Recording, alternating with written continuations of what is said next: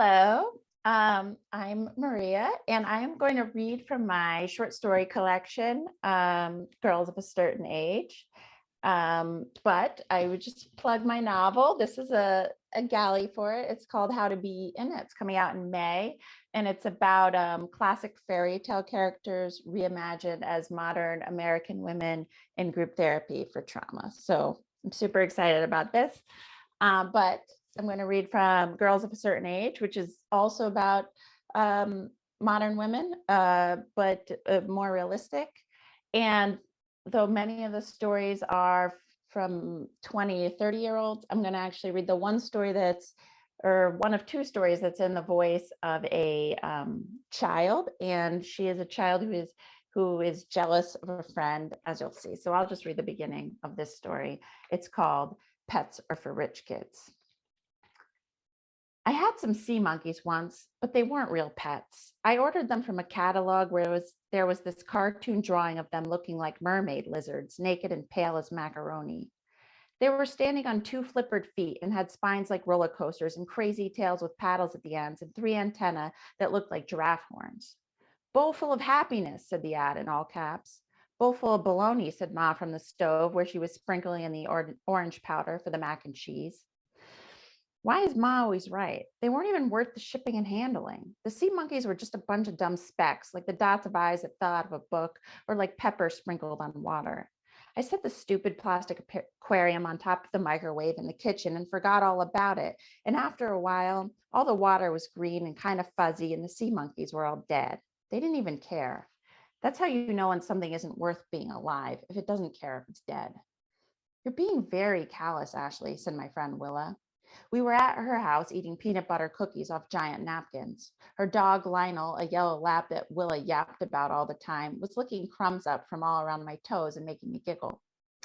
Willa's kitchen was white and clean, like a hospital. You could probably perform surgery right there on the kitchen table, and at the end, her ma would swoop in and clean the blood up with a miracle mop. Willa was thin and kind of floppy. She could stick her elbow out in the wrong direction, which she called double jointed and I called gross.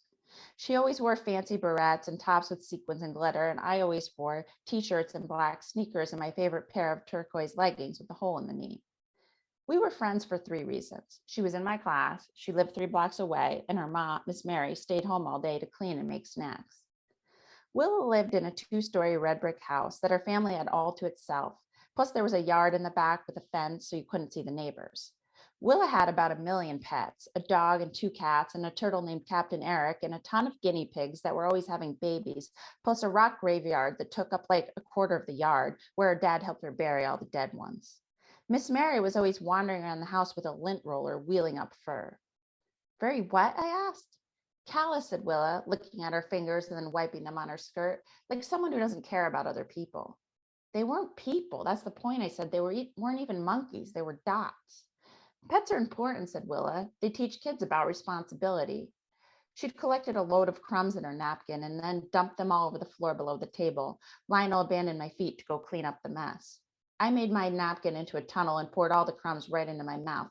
Let's go play in the basement, I said. Not yet, said Willa. First, she wanted to tell me all about how she was going to be a pescatarian, which is a vegetarian who doesn't care about fish. I sighed inside myself and started folding my napkin into a cootie catcher. Willa loved to say, not yet, then forced me to listen to all the great things she was doing for animals, like not eating them or adopting them, while I was sitting around waiting to play with her basement toys.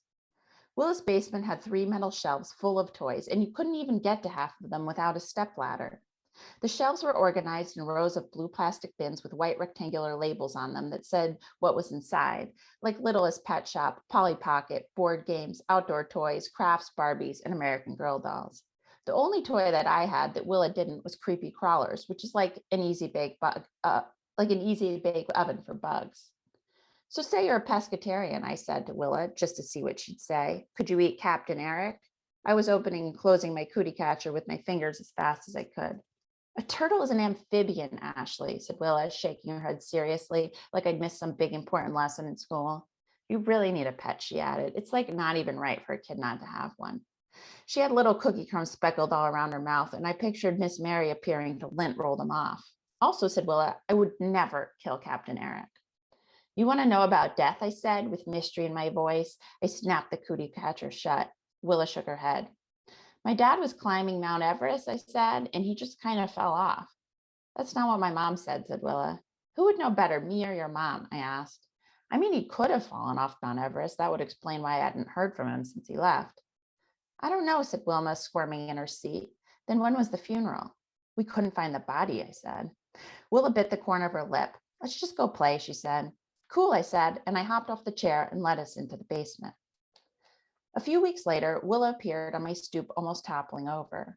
She was holding a giant cage that covered the entire upper half of her body, so she looked like a robot with a bunch of dangly limbs. The cage had one of those upside-down water bottles in it, plus a guinea pig. She plopped the cage down on the scratchy welcome mat that had been a watermelon before the color came off. I looked over Willa's shoulder into the street, where Miss Mary was smiling and waving at me from her car parked along the curb.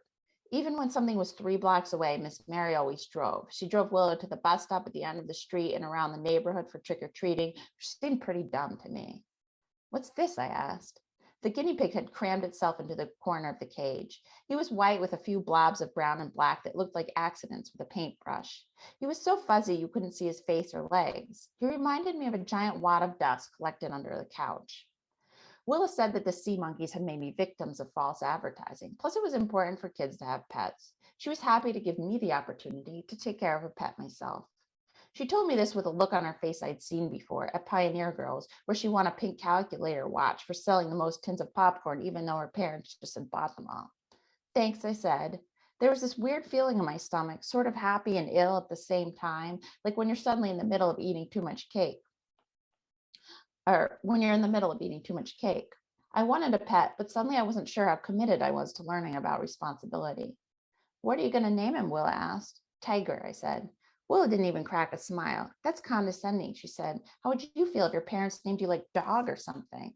I'd feel fine, I said, better than a name like Willa. She looked down at the guinea pig, like maybe she better take it back. This is just one pet, Ashley, she said finally. Try and keep it alive.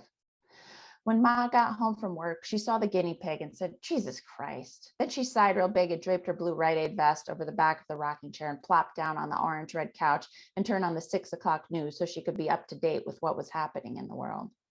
We'd flipped the cushions because one side was all ratty, and now they were darker than the rest of the couch, and also the arms were sunken in like Ma's side cheeks because of her missing side teeth.